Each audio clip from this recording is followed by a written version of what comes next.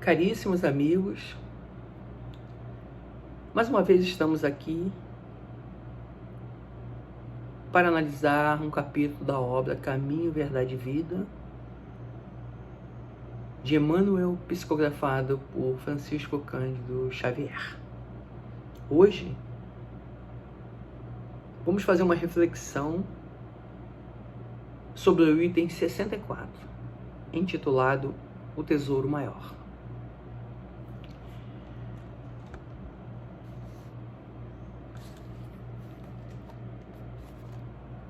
Porque onde estiver o vosso tesouro, ali também estará o vosso coração. Jesus, em Lucas capítulo 12, versículo 34. No mundo, os templos da fé religiosa, desde que consagrados à divindade do Pai, são departamentos da casa infinita de Deus, onde Jesus ministra os seus bens aos corações da terra, independentemente da escola de crença a que se filiam. A essas subdivisões do eterno santuário comparecem os tutelados do Cristo, em seus diferentes graus de compreensão. Cada qual, instintivamente, revela ao Senhor onde coloca seu tesouro. Muitas vezes, por isso mesmo, nos recintos diversos de sua casa, Jesus recebe sem resposta as súplicas de inúmeros crentes de mentalidade infantil, contraditórias ou contraproducentes. O egoísta fala de seu tesouro, exaltando as posses precárias. O avarento refere-se a mesquinhas preocupações. O gozador demonstra apetites insaciáveis. O fanático repete pedidos loucos. Cada qual apresenta seu capricho ferido como sendo a dor maior. Cristo ouve-lhes as solicitações e espera a oportunidade de dar-lhe a conhecer o tesouro imperecível. Ouve em silêncio, porque a erva tenra pede tempo destinado ao processo evolutivo, e espera confiante, porquanto não prescinde da colaboração dos discípulos resolutos e sinceros para a extensão do divino apostolado. No momento adequado, surgem esses ao seu influxo sublime e a paisagem dos templos se modifica. A paisagem dos templos se modifica. Não são apenas crentes que comparecem para a rogativa. São trabalhadores decididos que chegam para o trabalho, cheios de coragem, dispostos a morrer para que os outros alcancem a vida. Exemplificam a renúncia e o desinteresse. Revelam a vontade do Pai em si próprios e, com isso, ampliam no mundo a compreensão do tesouro maior, sintetizado na conquista da luz eterna e do amor universal que já lhes enriquece o espírito engrandecido. Em que contexto Jesus proferiu esta expressão? Jesus encontrava-se no meio de uma multidão quando alguém disse: Mestre, dize a meu irmão que reparta a herança comigo. Jesus respondeu: Homem, quem foi que me encarregou de julgar ou dividir os bens entre vocês? Depois Jesus falou a todos: Atenção, tenham cuidado com qualquer tipo de ganância, porque mesmo que alguém tenha muitas coisas, a sua vida não depende dos seus bens. E contou-lhes uma parábola. A terra de um homem rico deu uma grande colheita. E o homem pensou: o que vou fazer? Não tenho onde guardar toda essa produção, toda essa colheita. Então resolveu: já sei o que vou fazer. Vou derrubar meus celeiros e construir outros maiores. E neles vou guardar todo o meu trigo, junto com meus bens. Então, poderia dizer a mim mesmo: meu caro, você possui um bom estoque, uma reserva para muitos anos. Descanse, come e beba. Alegre-se. Mas Deus lhe disse: louco, louco, insano. Nesta mesma noite você vai ter que devolver a sua vida. E as coisas que você preparou? Para quem vão ficar? Assim acontece com quem ajunta tesouros para si mesmo, mas não é rico para Deus. Então Jesus falou aos seus discípulos: por isso eu lhes digo, não fiquem preocupados com a vida, com o que comer nem com o corpo, com o que vestir. Não se preocupem com o que comer, nem com o vestir, nem com o que vestir. Pois a vida vale mais do que a comida e o corpo mais do que a roupa. Observem os corvos. Eles não semeiam, não colhem, não possuem celeiros ou armazéns. E, no entanto, Deus os alimenta. Vocês valem muito mais do que as aves. Quem de vocês pode crescer 1 centímetro à custa de se preocupar com isso? Portanto, se vocês não podem nem sequer fazer a menor coisa, por que se inquietam com o resto? Observe os lírios dos campos. Eles crescem, eles não fiam, nem mesmo tecem. Porém, eu digo a vocês que nem mesmo o rei Salomão, em toda a sua glória, jamais se vestiu como um deles. Se Deus veste assim a erva do campo, que hoje existe e amanhã é queimada no forno, quanto mais Ele fará por vocês, gente de pouca fé. Quanto a vocês, não fiquem procurando o que vão comer e o que vão beber. Não fiquem inquietos, porque são os pagãos deste mundo que procuram tudo isso. O Pai bem sabe que vocês têm necessidade dessas coisas.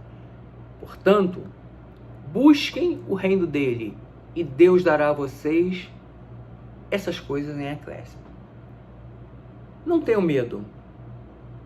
Não tenha medo, pequeno rebanho, porque o Pai de vocês tem prazer em dar-lhes o reino.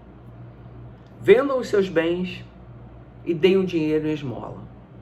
Façam bolsas que não envelhecem, um tesouro que não perde seu valor. Lá o ladrão não chega, nem a traça rói. De fato, onde está o teu tesouro, aí estará também o seu coração.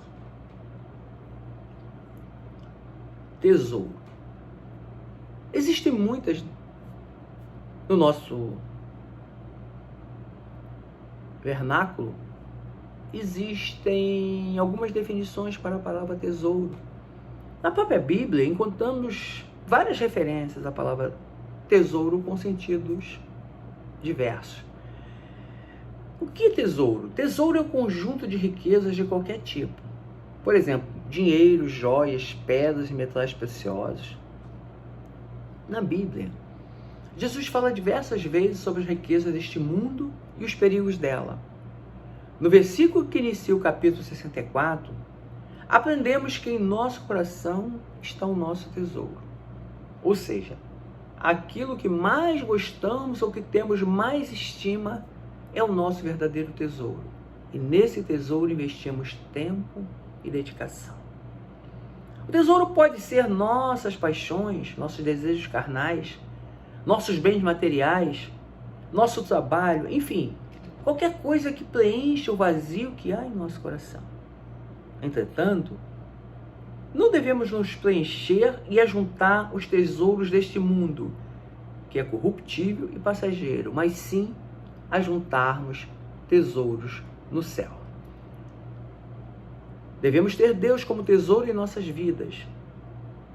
Deixe que Jesus preencha totalmente o seu coração, vivendo dele e através dele. Ele é o maior tesouro. Nunca se acaba e que nunca perderá o valor. Passamos boa parte da nossa vida buscando adquirir bens, busca de tesouros nessa terra. Desgastamos a nossa saúde física, psíquica, mental para termos e possuirmos. E depois tudo se esvai. Nada levamos. Qual é então o bem que ninguém pode nos tirar? Esse bem é Deus, o maior tesouro, a maior riqueza da nossa vida. Enquanto esta pérola preciosa, e uma vez encontrada, cuide dela, guarde-a e realmente faça dela o bem supremo da sua vida. Cultive os valores do reino de Deus com toda a dedicação e força da sua alma e do seu coração. Aplique-se para viver sob a guarda desse tesouro e para guardá-lo como um bem precioso. Muitos encontraram o reino de Deus, mas o perderam ou se perderam porque colocaram outros valores acima dele. Buscá-lo, em primeiro lugar, é o grande anseio, a grande ordem e disciplina do discípulo de Jesus. Se buscamos Deus, sempre em primeiro lugar, tudo mais nos será acrescentado, e todo o acréscimo que buscarmos será abençoado por esse tesouro maior, que é o reino de Deus em nossa vida. Como alcançarmos o reino de Deus? Como sentir a presença de Deus na nossa vida? E vamos voltar no momento anterior, quando nos referimos à reforma íntima. O Evangelho segundo o Espiritismo, no capítulo 17, item 4, tem como título Os Bons Espíritas. E diz o capítulo: bem compreendido, mas sobretudo bem sentido, o Espiritismo leva aos resultados acima de a todos aqueles resultados expostos.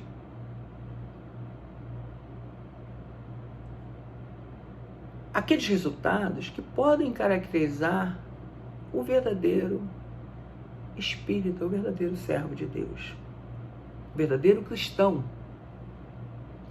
porque um é o mesmo que o outro. O Espiritismo não institui nenhuma nova moral, apenas facilita a inteligência e a prática do bem.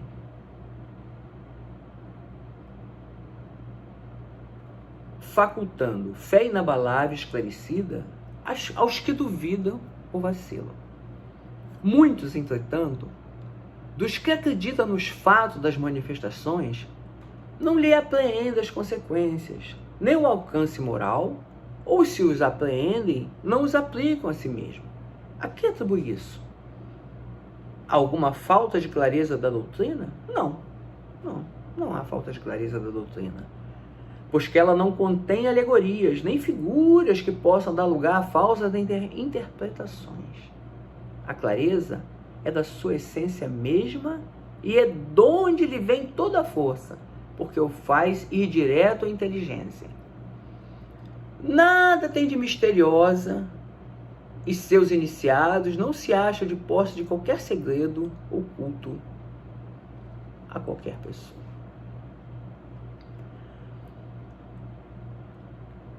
Então indaga-se: será necessária uma inteligência fora do comum para compreender?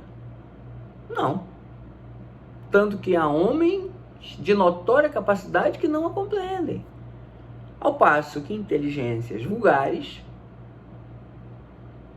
pessoas jovens, muito jovens, apenas recém-saídos da adolescência, desapreendem com admirável precisão os mais delicados matizes. Provém isso de que a parte, por assim dizer, material da ciência somente requer olhos que observam, enquanto a parte essencial existe um certo grau de sensibilidade, a que se pode chamar maturidade do senso moral. Maturidade que depende da idade e do grau de instrução, porque é peculiar ao desenvolvimento em sentido especial do espírito encarnado. Em alguns, ainda muito tenazes, são os laços da matéria para permitir que o espírito se desprenda das coisas da terra. A névoa que os envolve tira a visão do infinito, resultando não romperem facilmente com os seus pendores nem com os seus hábitos, não ser percebendo haja qualquer coisa melhor do que aquilo do que são dotados. Tem a crença nos espíritos como um simples fato, mas que nada ou bem pouco lhe modifica as tendências instintivas. Numa palavra, não divisam mais do que um raio de luz insuficiente a guiá-los e a lhes facultar uma vigorosa aspiração, capaz de lhes sobrepujar as inclinações. Atém-se mais aos fenômenos do que à moral, que se lhes afigura sediça e monótona. Pede aos espíritos que incessantemente as iniciem novos mistérios, sem procurar saber se já se tornaram dignos de penetrar os arcanos do Criador. Esses são os espíritas imperfeitos, alguns dos quais ficam a meio caminho ou se afastam de seus irmãos em crença, porque recuam ante a obrigação de se reformarem. Ou então, guardam sua simpatia para o que lhes compartilham das fraquezas ou das prevenções. Contudo, a aceitação do princípio da doutrina é um primeiro passo que lhes tornará mais fácil o segundo em outra existência. Aquele que pode ser, com razão, qualificado de espírita verdadeiro e sincero, se acha em grau superior de adiantamento moral. O espírita que nele domina, de modo mais completo a matéria, dá-lhe uma percepção mais clara do futuro. Os princípios da doutrina lhe fazem vibrar fibras que nos outros se conservam inertes. Em resumo, é tocado no seu coração, pelo que inabalável se torna a fé. É qual músico que alguns acordes basta para comover, ao passo que outros apenas ouvem sons. Reconhece-se o verdadeiro espírita pela sua transformação moral e pelos esforços que emprega para domar suas inclinações reais, suas inclinações mais. Enquanto um se contenta com o seu horizonte limitado, outro que aprende alguma coisa de melhor se esforça por desligar-se dele e sempre o consegue, se tem firme a vontade. Então, meus amigos,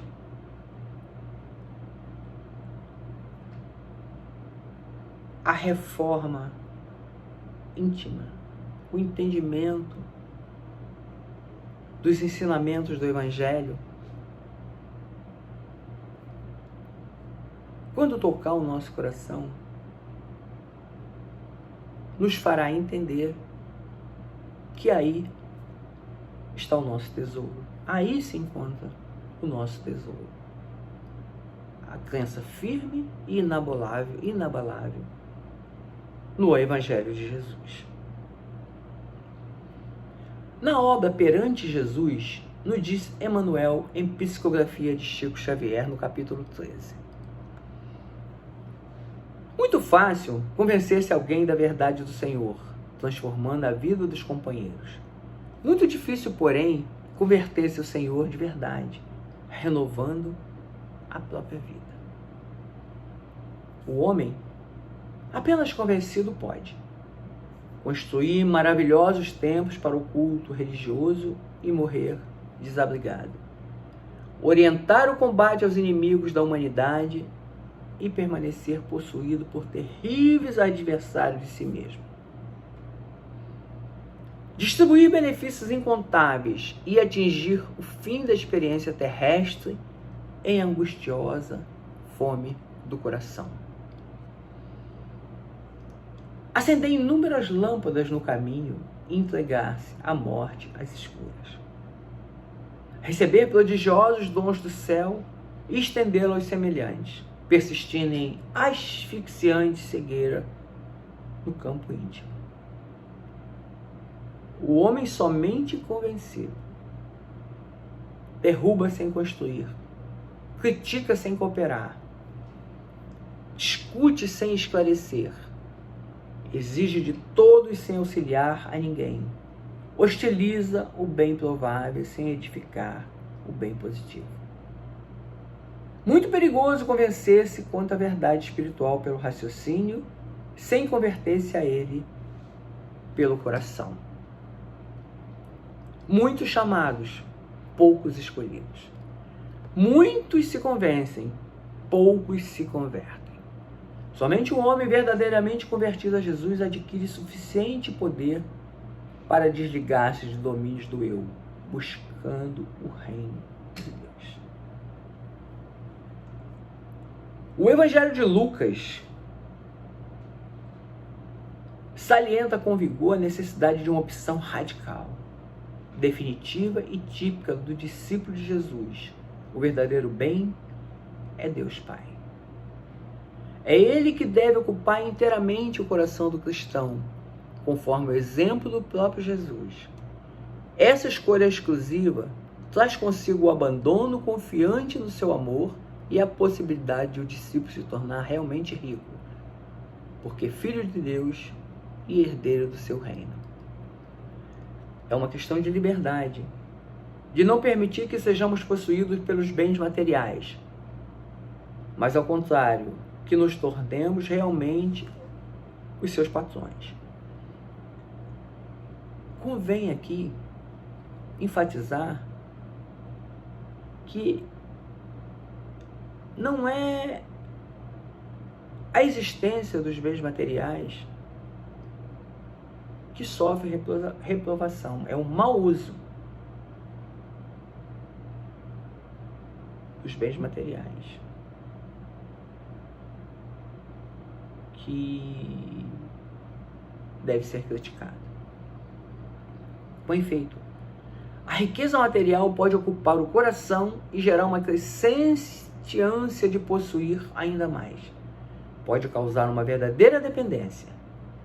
Por outro lado, a esmola que nos é recomendada é uma questão de justiça, ditada pela misericórdia, que alivia o coração e nos abre para a igualdade fraterna. E aí se encontra o nosso tesouro.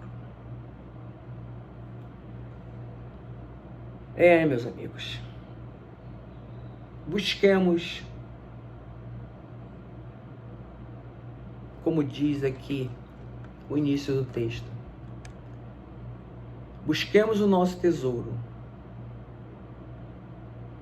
porque aí encontraremos também nosso coração. Muito obrigado a todos e até uma próxima oportunidade.